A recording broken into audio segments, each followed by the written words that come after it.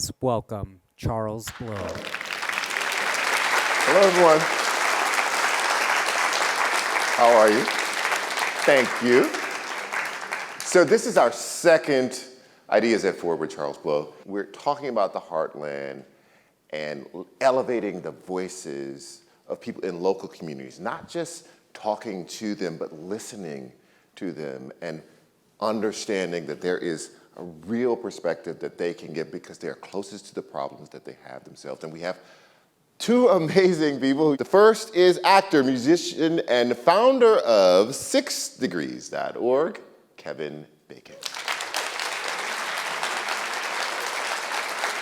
Thank you, Barry. Okay.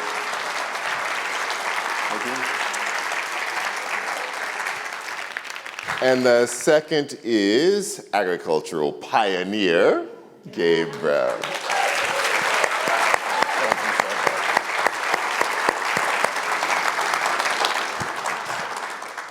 So I'll start with you, Kevin. Everyone in this audience recognizes you from some movie, but not only have you done all those movies, you're a musician and podcaster and philanthropist, and you founded this group, 6degrees.org. Why did you extend yourself into that space? When I was a child, my parents, especially my mother, was very active in the community and very active in politics, in anti-war and Vietnam, we were talking about, and civil rights, growing up in Philadelphia. And I got sort of involved in things like Earth Day, when I was a teenager. And then I moved to New York and became an actor. And all of that went away. It was all about me. Like, I didn't read the paper. I didn't think about... I'm not going to forgive that one. Yeah. Well, you weren't right. I wasn't doing anything outside of trying to get where I wanted to get, fame and wealth and all that kind of stuff. And then at a certain point, you kind of grow up and, I had children, I was married, I was reading things about the world, I was starting to read the newspaper, and I felt just sad and frustrated and angry or helpless or concerned or all these things that all of us feel. And so I actually thought about Paul Newman. I opened up the refrigerator and there was Paul on a jar of tomato sauce. And he really took his face and said, I'm going to just use my face. I'm not going to pretend. I'm not going to secretly give money to something. I'm going to actually have a product, sell it, and give the money away. And I thought, well, is there anything that I could do in a branding kind of way? And then I thought 6 Degrees. It wasn't anything you could buy or sell. It was just this kind of concept of the connectivity. But the more I thought about it, the more I thought, well, that's really what we're all connected. The things that we do have an effect in our community. At 6 Degrees, we are really focused on trying to take people who are living in a small grassroots way and have smaller organizations and giving them the ability to put their word out a little bit farther. So now I'm going to fan out a little bit. Okay. So Footloose comes out. I'm 14 years old. Okay. We're just getting into high school. All of us are trying to figure out how to do all the moves, right? They're reckless doing it. But the kids at the school where the movie is based in Utah, they get together and petition to have you come. What are they saying to you? Well, that was interesting because on one hand, that trip back to Payson, which happened this year because it was the 40th anniversary, on one hand, it could have been a fluffy kind of thing to do. Hey, kids, yeah, I'm back. And, it could be, I found it to be a sort of self-serving concept in a way. Aren't I great that I deigned to, get on a plane and come say hi to your high school? They were tearing the high school down where we shot the movie. And they wanted to show me the locker that I stood at, in the movie, that kind of stuff. But then I was talking to Stacy and Bridget, who run 6 Degrees, and they kind of come up with this idea of going back, but also turning it into a community event where people are giving back to their community. So they had come up with the idea of these building kits and getting people to donate items, a lot of times essential items or hygiene stuff that people need, and building these kits and then taking them back into their community. What I was really struck with was the excitement. There was as much excitement about me being there as there was building these kits and doing something for the people that they live with. Mm-hmm. You could see not only that this was still a very, very tight-knit community and very similar to when Hollywood rolled in this film crew and made this movie 40 years ago. I think it's more about just listening to them and saying, what is it that you need? Right. So now I want to listen to Gabe Brown, because I am just fascinated by what you have done agriculturally with this concept of regenerative agriculture. And explain to this audience what that means. Sure, and regenerative agriculture, Charles, is nothing more than time-tested ecological principles. It's nothing that Gabe Brown devised. It's nothing that any one of us devised. I've kind of fallen on this definition that we like a lot. It's farming, ranching, and I'll add end gardening, in synchrony with nature to repair, rebuild, revitalize, and restore ecosystem function, beginning with all life in the soil and moving to all life above the soil. And I think that's all encompassing. You know, many people don't realize that there's more microorganisms in a teaspoonful of healthy soil than there are people on this planet.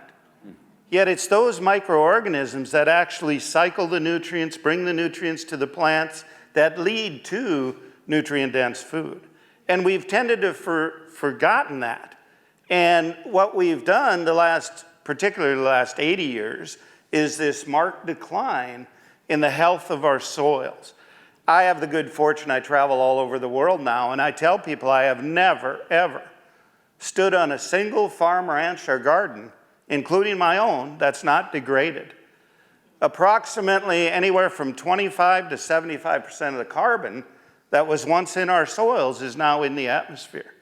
The beautiful thing is, using these regenerative practices, we can bring that back down. And that's the whole thing. We can do it while improving the water cycle, the air cycle, increasing profitability, and providing nutrient-dense food. So then the obvious question is, if you can capture more soil, you get higher yields, you have more nutrition in the crops that you grow, you are more profitable, the soil is healthier. Why isn't everybody doing this? Yeah, I'm not going to say yields of a monoculture crop will be higher. Okay. Now, work by Dr. Jonathan Lundgren at the Ichthyosis Foundation found that regenerative farms and ranches, 78% greater profitability. 78%. What does that mean to rural communities? What does that mean to all those who make their living off the land or are involved in marketing agricultural products? It's a win-win-win. Now, here's a little known fact that most people, they think 78% higher profitability, oh, you're charging a lot more for your product. I can produce my products at a much lower price point, as can my neighbors, because I don't have all these expensive added inputs. So the beauty of it is we can produce healthier product while restoring the ecosystem at a lower price point, and that's good for everybody. Except maybe the chemical dealers, fertilizer dealers. They can find something else to do. In addition to that, you were saying, because the food is more nutrient dense, this also helps rural communities, poor people.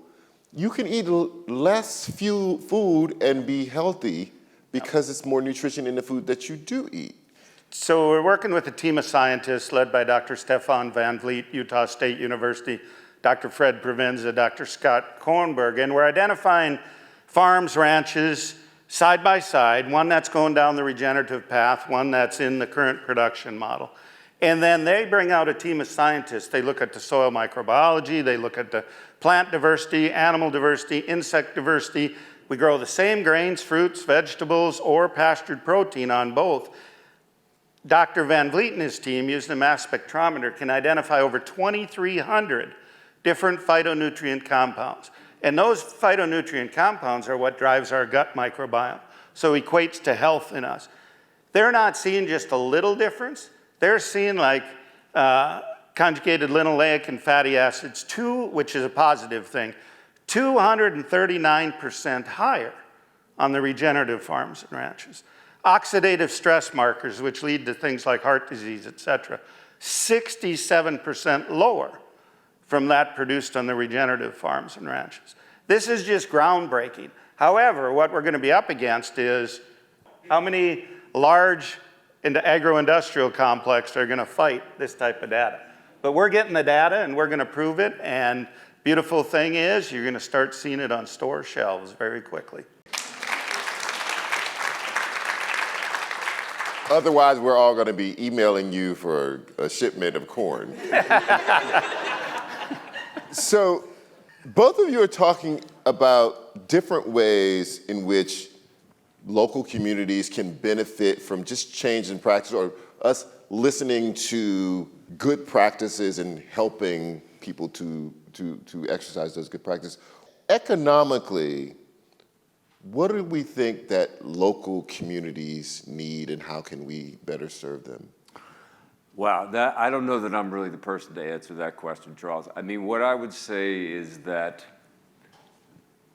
economics are such a complicated thing. I think that, we live at a time where a lot of people feel that they are having a hard time, making ends meet. I think that we have to, just listen to these communities and see if there are ways specifically for them to be addressed.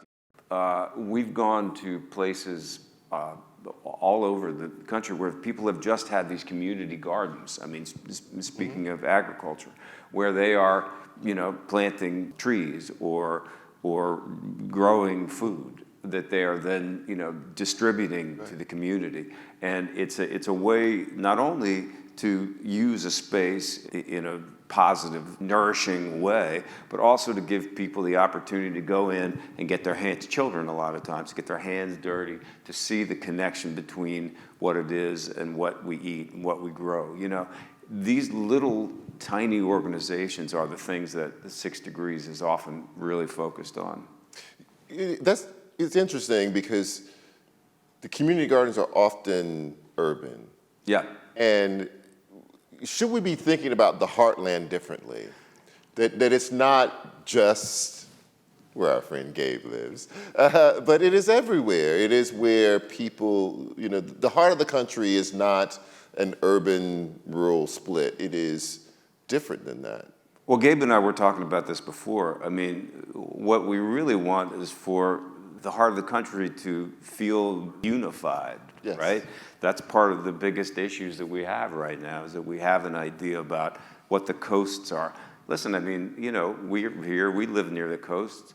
I know farmers, I know people that are working really hard, raising animals, raising crops that live, an hour away or a half an hour away, And as you said, urban gardens. I mean, the idea that between the coasts and the middle of the country that we have kind of an us or them concept, something that I feel like we really need to get past. And again, listen, it's 6 Degrees, right? Okay. We're connected. We are connected. You have nothing to do with me. It's everything. No, it really doesn't. It really doesn't.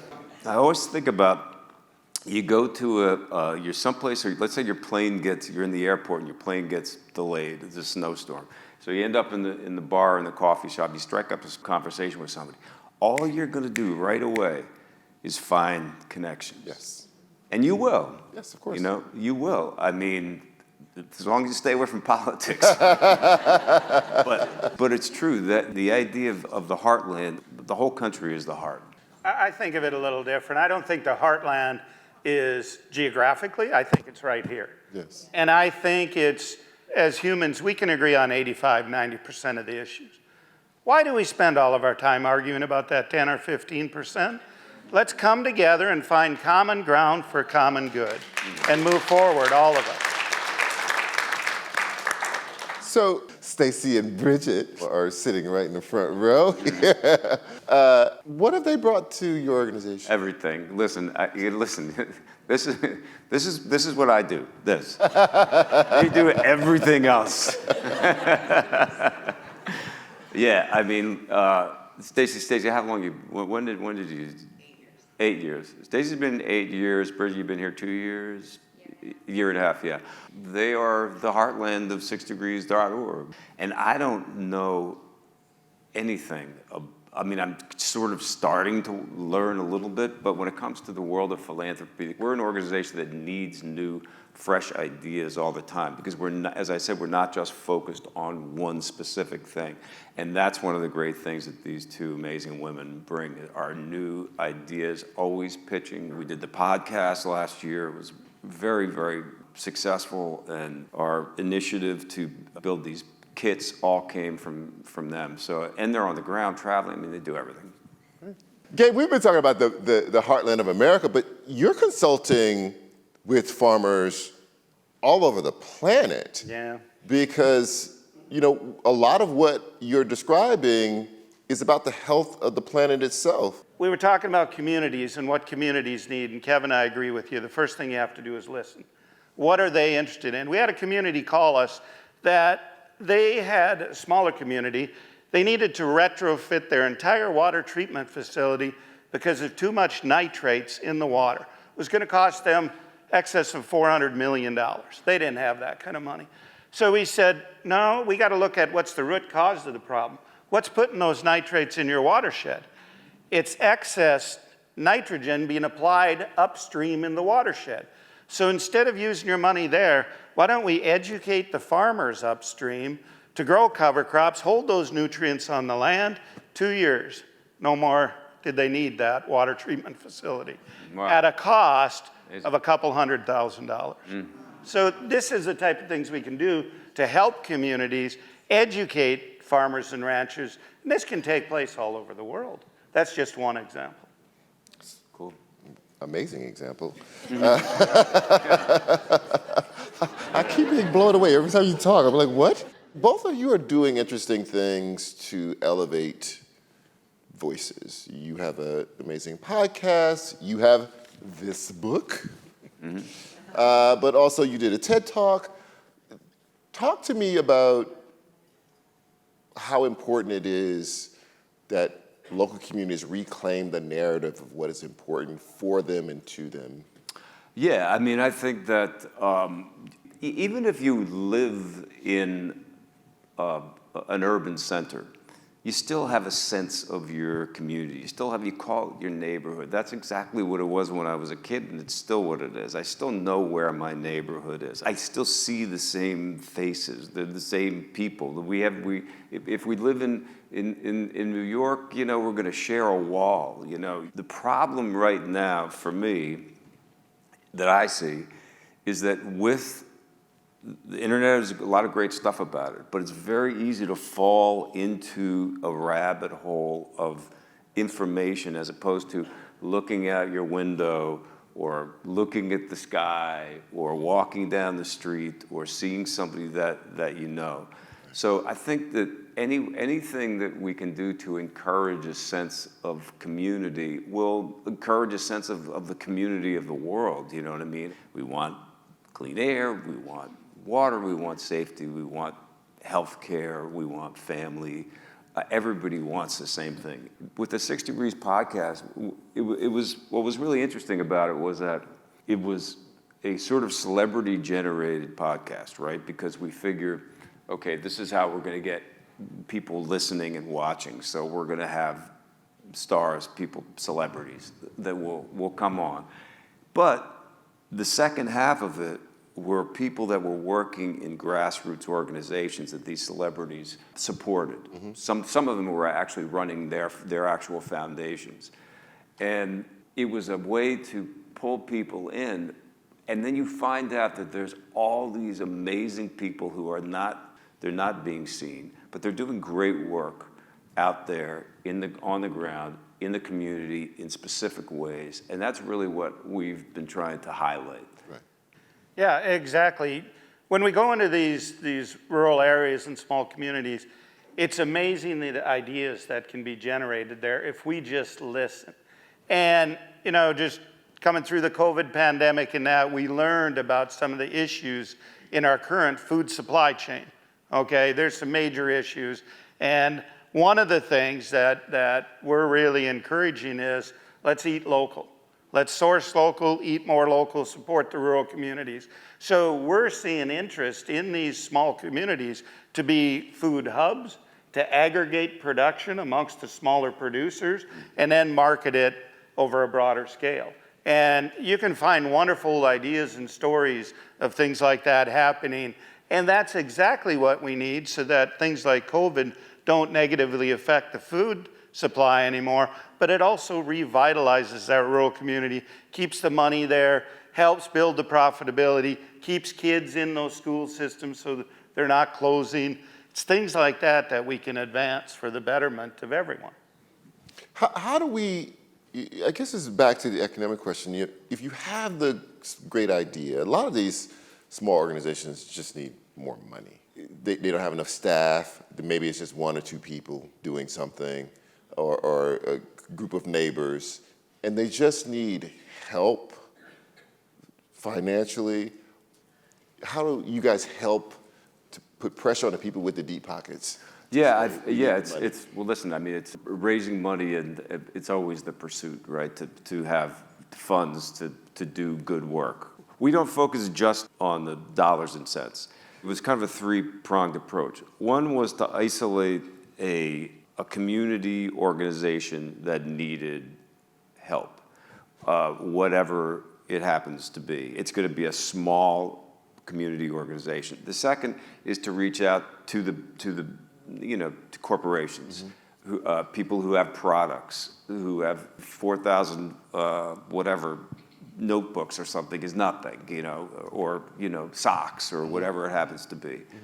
And then the third one is the volunteer piece of actually asking people to come and build those kits. And we're not asking them for money. Yes. We're asking them to just spend 3 or 4 hours putting things in a bag to help somebody in your community that is less fortunate than you. So when it comes to getting dollars and cents out of hard-working people who have a lot of other things that they could be doing with $10 or whatever, that's tough. That's a really tough ask, especially a tough ask from someone like me if I'm fronting it, because people go, well, why don't you pay for it? Which makes a lot of sense, honestly. But to be able to go to bigger donors, foundations, and then to bring in volunteerism at the community level is, for us, has been really successul. Right. I can hear them on the phone, by the way, at night. Can you believe that Kevin Bacon asked me for $10? Yeah, I know. Yeah. So I really think that there's ways to bring those groups together, the smaller groups in the rural communities that have a good idea, want to do something. And we've had success going to co-ops, larger organizations, and say, hey, this is worthwhile to build your community. Are you willing to donate so much for every bag of seed you sell, or whatever the case may be, to go to this project? And that way, they'll just mark it up, of course, the price of that, but at least they're putting money back into those worthwhile projects. You've been doing 6 Degrees since 2007, is that right? Gabe, you've been on your journey for 20 years or so. Yes. What changes have you seen in the work you're doing, the people whose lives it is affecting over those years? From my standpoint is, I just want to keep trying, Yes.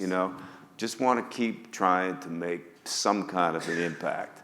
And when we live in a world where we so often feel overwhelmed with everything that's going on, the antidote for despair is always some kind of activism, some kind of work, some kind of positive thing, just to make yourself feel like I did something today, So having an organization I think to myself, what is it that we want to keep on keeping on? And you just have to sort of trust that it is having a positive impact.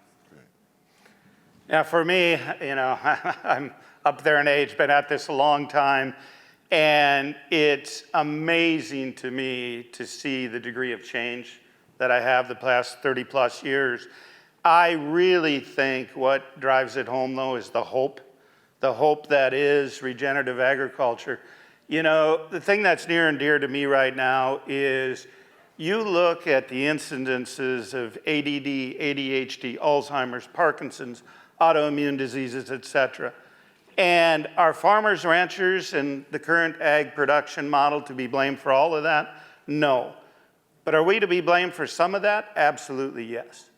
And now to finally see scientific studies coming about that are proving what many of us, and it's not just me, many of us who have gone down this regenerative path for so long have known that there truly is a difference.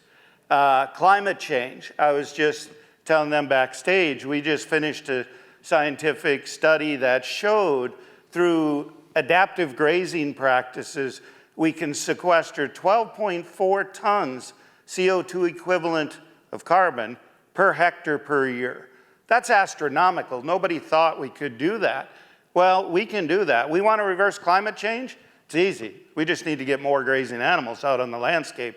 We'll reverse climate change very quickly. We can easily take animals out of the feedlots where they don't belong, put them out on the land, and we can negate the amount of CO2 emissions in the United States on a yearly basis. We can do that quickly. So seeing things like this come to fruition and seeing now more and more people talking about it, I spend a great deal of my time talking to CEOs, boards of directors, heads of sustainabilities of large companies, government agencies, et cetera. Seeing them want to learn more, that's a good thing. We're finally starting to drive some real change. You mentioned government agencies, and that's just been nagging me about this conversation. It's like, if you have proof that this works and it's profitable, what is the impediment for government doing more to subsidize more of what you're doing? I can answer that. Comes down to what I said earlier. They want to argue about the 10% rather than agreeing on the 90%. They're just too bullheaded. I've testified in front of the House Ag Committee. You talk about a lesson in futility. Both sides want the same thing, but they're too bullheaded to come together. It's absolutely ridiculous. And the way it is with the political wins, things change. Sometimes every 4 to 8 years, it appears. Well, then they start from scratch. They want to do a whole reset, and they tend to throw out all the things if there was things that were working. It is also, you have to realize with government agencies, agriculture is heavily subsidized, and it's subsidized not so much for the farmer and rancher, but it subsidizes the agro-industrial complex that feeds, because agriculture is a very, very large industry in this country. And so the subsidies are really flowing through the farmer back to those companies. What idea do you want to leave this audience with?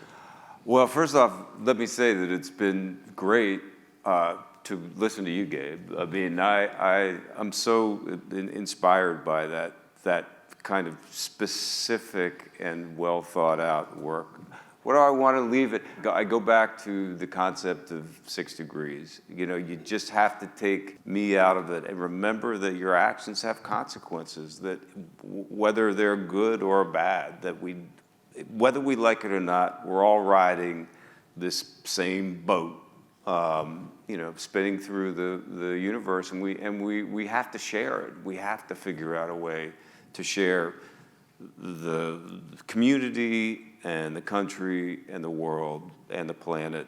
And if you just keep thinking about those connections, maybe people will show, a little bit more generosity and compassion to their fellow human beings. I would just encourage everyone to make a difference. Realize that the current agriculture production model is driven by consumers. You can make a difference by sourcing regeneratively grown and raised products. Make a difference in your local school system. Demand that they serve fresh produce grown locally. You know, there's a great example here in New York City. I toured a high school that had their own greenhouse and was growing food for their community and their classes. We need to, each of us, do what we can to make a difference. Nothing is too small.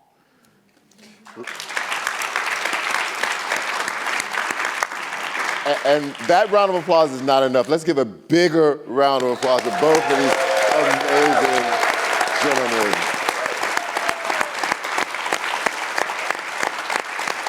Thank you so much. Thank you for coming. Appreciate it.